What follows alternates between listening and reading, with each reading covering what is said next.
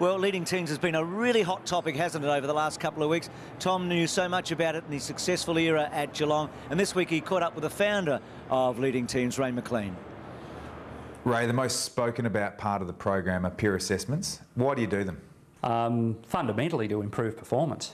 We would expect the same openness when we review training, review games, all of those sorts of things come under that umbrella. So I think it's just that the peer reviews have probably been highlighted in recent time. There's a school of thought that the peer assessments are akin to bullying. How do you get around that? When we come in, the first thing that has to happen is that the club itself, coach in particular, has to believe that in empowering the athletes. Players are asked questions about how they want to be perceived as a group, what sort of behaviour would need to be followed to be like that.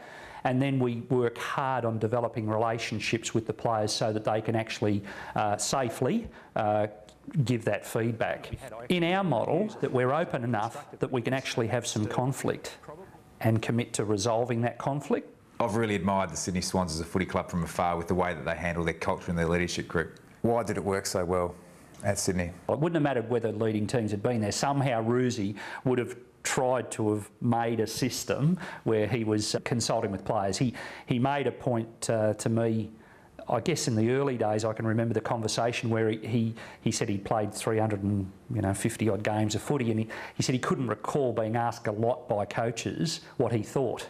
And I think that drove him to say that, if he's got these pretty valuable resources, he'd probably want to try and find a structured way to get that information from them.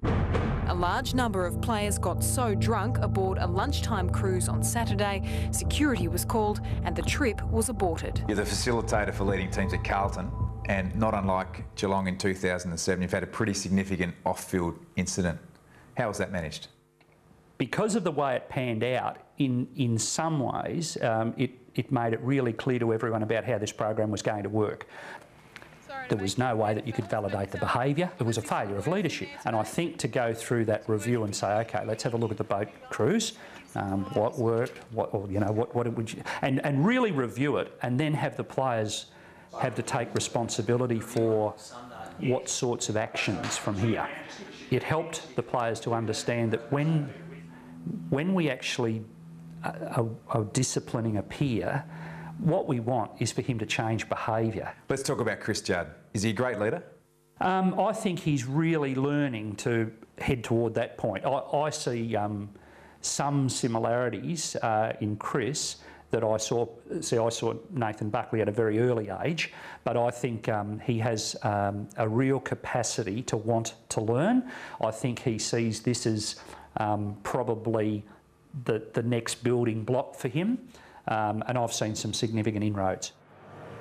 So interesting stuff there, Ray McLean. In fact, you used Ray McLean in leading teams, didn't you, Lee? Yeah, we used his organised. And I did a coach's feedback from players. So, I mean, if you're going to use it, the coach has to embrace it by being almost the first person that receives the peer group feedback. And we on the outside feel like Judd's the complete package, don't we, when he arrives at Carlton a couple of years ago? But interesting to hear Ray McLean's comments on him there.